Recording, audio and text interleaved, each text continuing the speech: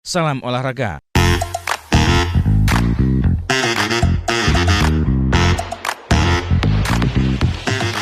Timnas Inggris akan bertemu Timnas Senegal dalam babak 16 besar Piala Dunia di Stadion Al Bayt, Senin 5 Desember 2022, pukul 2 dini hari nanti. Inggris melangkah ke babak 16 besar dengan status sebagai juara grup B, sedangkan Senegal lolos berkat status runner-up grup A. Tim asuhan Gareth Southgate menapaki perjalanan di grup B dengan mengantongi poin penuh setelah meraih kemenangan telak 6-2 atas Iran. Setelah itu, Inggris harus rela ditahan Amerika Serikat 0-0 dan akhirnya menutup pertandingan grup B dengan penuh senyuman setelah mengalahkan Wales 3-0. Hal ini membuat Harry Kane dan kawan-kawan menjadi salah satu tim pencetak gol terbanyak selama fase grup Piala Dunia 2022 di Qatar. Sementara itu di fase grup A, jawara Piala Afrika 2021 Senegal hanya kalah sekali dengan skor 2-0 saat berhadapan dengan timnas Belanda. Dua sisanya, timnas Senegal mampu memenangi pertandingan dengan mengalahkan tuan rumah Qatar 3-1 dan mengungguli Ekuador 2-2 setelah mengalami duel sengit.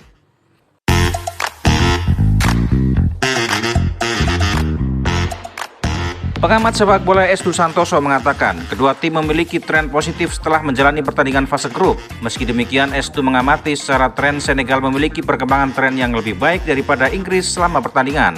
Senegal ini memang dari awal kehilangan Sadio Mane ternyata tidak terlalu berpengaruh banget bagi Senegal. Di pertandingan pertama mereka kalah 0-2 dari Belanda, lalu mereka bisa bangkit menang 3-1 lawan Qatar, dan yang terakhir mereka mengalahkan Ekuador dengan 2-1. Artinya tren mereka cukup positif di pertandingan fase grup. Sedangkan Inggris sendiri, mereka 3 kali main, 2 kali menang dengan sekali imbang. Membuka turnamen dengan kemenangan besar 6-2 lawan Iran, lalu mereka imbang lawan Amerika yang dalam tanda kutip banyak dikecam karena permainannya dinilai terlalu cupu untuk sekelas Inggris di pertandingan kedua, tetapi di pertandingan ketiga mereka membuktikan bahwa mereka bermain all out dan menang 3-0 atas Wales. Artinya secara tren sebenarnya Senegal lebih meningkat dibandingkan Inggris yang sedikit yoyo.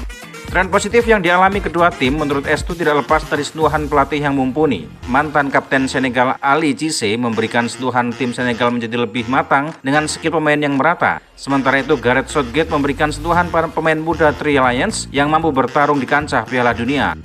Senegal ini sebenarnya secara tim cukup merata ya, dari belakang sampai depan, dan kita tahu bahwa Senegal sendiri sekarang dilatih oleh pelatih bernama Aliou Cissé, mantan kapten mereka di 2002 yang sempat mengejutkan ketika itu mengalahkan Prancis ya waktu itu juara bertahan. Dan dengan pelatih yang mantan kapten, tim ini juga cukup matang bersama pelatih yang sekarang. Sebenarnya hampir sama dengan Inggris yang bersama seorang Gareth Southgate. Gareth Southgate sendiri awal-awalnya diragukan, tetapi ketika dia juga pegang tim ini dari 2016, naik dari under 21, dan pemain yang ada sekarang itu seperti sudah dalam lingkaran dia gitu. Jadi ini sebenarnya sudah dalam posisi yang enak lah, dan bedanya sekarang dengan di Euro 2 tahun yang lalu atau setahun yang lalu ketika Inggris melaju sampai final, tekanan sekarang tidak sekuat dulu gitu di Euro itu. Jadi menurut saya ini pertandingan ini bisa dikatakan sudah. Secara materi, pemain The Three Lions memiliki keunggulan karena diisi oleh pemain muda. Estu menyoroti ketajaman Marcus Rashford selama perhelatan Piala Dunia cukup dapat merepotkan lini pertahanan Senegal nantinya. Posisi Jude Bellingham di lini tengah Inggris juga berpotensi mengobrak-abrik ritme permainan tim Lions of Teranga ini. Kalau dari Inggris, lini depan mereka menunjukkan kemajuan yang berarti dengan 2 gol yang tidak oleh Marcus Rashford kemarin, karena sebelumnya mereka hanya mengandalkan Harry Kane gitu. Terus ternyata Marcus Rashford mampu bermain cukup baik dengan mencetak 2 gol. Pemain di lini tengah mereka seperti Jude Bellingham juga bermain sangat bagus. Mereka punya Mason Mount, mereka punya Declan Rice dan lain sebagainya. Tapi paling tidak ada kekuatan yang cukup merata dan mental permainan mereka sudah mulai terbentuk. Dan saya melihat Inggris, Marcus Rashford udah mulai on fire lagi di sana. Phil Foden juga sudah mulai menunjukkan kelasnya di pertandingan terakhir.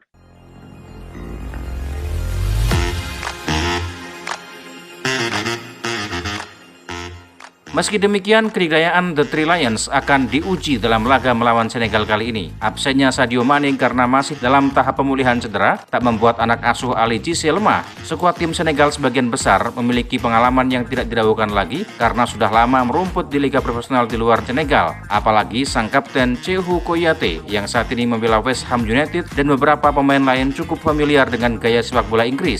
Inggris juga harus waspada karena pemain-pemain Senegal nyaris semua bermain di luar, bahkan mereka punya pemain-pemain yang menjadi andalan klub-klub Premier League. Ada Edouard Mendy, ada Kalidou Koulibaly, kapten mereka, lalu ada Idriss Gueye, wakil kapten mereka yang di pemain Everton, ada juga Pape Sarr, ada juga striker mereka Isman Diaye dan juga Ismail Assar, mereka bermain di Watford, di Sheffield United. Artinya tim ini juga cukup familiar dengan permainan sepak bola Inggris.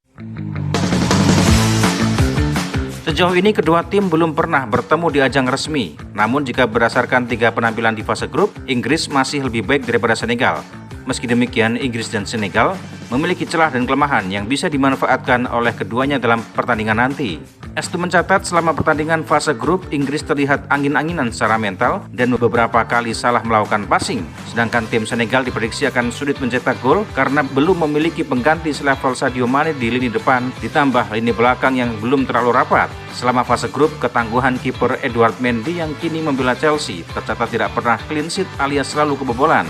Inggris lebih angin-anginan secara mental ya, maksudnya ketika mereka menang lawan Iran dengan skor yang besar mencetak sampai 6 gol, mereka ternyata gagal mencetak gol dan beberapa kali melakukan kesalahan-kesalahan yang elementer seperti salah umpan, salah passing segala macam ketika melawan Amerika, dan ini menurut saya angin-anginan ini yang bisa jadi titik lemah dari Inggris walaupun fase knockout secara psikologis tetap berbeda. Sedangkan dari Senegal sendiri, walaupun mereka punya seorang Kalidou Koulibaly sebagai leader di lini belakang, saya belum menemukan mereka punya pemain depan yang seperti Sadio Mane yang tidak hanya sebagai seorang andalan tapi juga membuat lebih tenang di lini depan mereka, karena kita tahu bahwa di pertandingan sebelumnya Senegal ini baru mencetak 5 gol dan mereka juga setiap pertandingan mereka kebobolan. Artinya tim ini lini pertahanannya walaupun ada Koulibaly sebagai leader belum terlalu rapat dan lini depannya juga masih harus punya PR gitu. Dan